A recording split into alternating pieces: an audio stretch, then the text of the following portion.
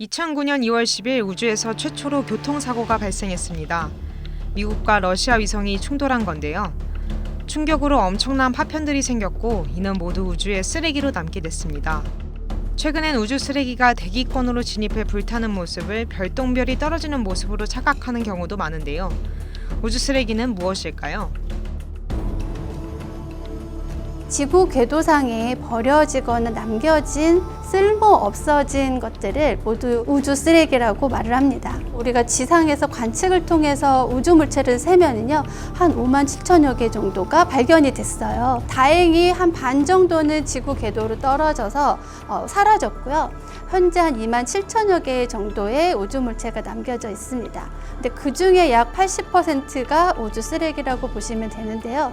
매년 수천여 개의 인공위성을 발사하고 있거든요. 그러면서 인공위성의 개수가 늘어나다 보니까 우주 쓰레기의 비율이 좀 줄어든 것처럼 보이긴 하지만 실제로 아직까지 굉장히 많은 수의 인공위성과 우주 쓰레기들이 지구 궤도에 남아 있습니다. 우주 쓰레기가 지상으로 떨어지면 사람들에게 직접적인 피해를 줍니다. 1978년엔 해결률이 탑재한 소련의 정찰 위성이 추락하면서 캐나다 북부 지역이 방사능에 오염된 적이 있었는데요. 문제는 지구로 떨어지는 우주 쓰레기의 양이 증가하고 있다는 거죠. 당시에 이제 지상으로 떨어지는 우주 물체들에 대한 수가 그렇게 많진 않았고 알려진 것들이 많진 않았었어요. 물론 많이 떨어졌겠지만 그런데 최근에 들어서 사실 매달 한 100에서 200여 개 사이의 우주 물체들이 지상으로 낙하를 하고 있습니다. 한 3년 전만 해도 한 40여 개 정도였거든요. 그래도 한 7, 8배 정도 수치가 늘어난 상황이고 또 작동 중인 인공위성이 우주 쓰레기와 부딪히면 생활에 필요한 여러 기능들이 마비됩니다. 점점 쌓여가는 우주 쓰레기에 대한 대책이 필요한 상황인데요. 첫 번째는 자연적으로 우리가 조정을 해서 폐기 궤도로 또는 대기권으로 떨어뜨려서 처리를 하는 방법이 있고요. 이게 이제 수동적인 제어 방법이고요. 두 번째는 능동 제어 방법이라고 해서 청소 위성을 만드는 거죠. 실제로 우주로 위성을 보내서 그 타겟이 되는 우주 쓰레기를 직접 수거하는 방법입니다. 그렇다면 우주 쓰레기에 대한 책임은 누구에게 있을까요?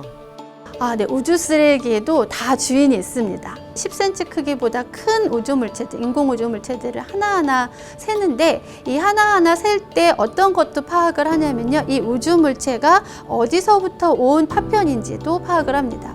다른 나라에 피해를 주거나 다른 운영위성에 피해를 주는 경우에는 그 소유국이 배상을 하도록 우주법에 정의가 되어 있는데요. 아직까지는 권고사항으로 되어 있습니다. 이 우주 쓰레기를 어떻게 처리해야 된다라는 법은 사실 아직까지 이렇게 규정화된 법이 있진 않아요. 인간이 우주로 나아간 시점부터 우주엔 쓰레기가 쌓이고 있습니다. 지구 밖에 쌓인 쓰레기가 이젠 사람들을 위협하고 있는데요. 지속 가능한 우주에 대한 고민을 더는 미룰 수 없는 이유입니다.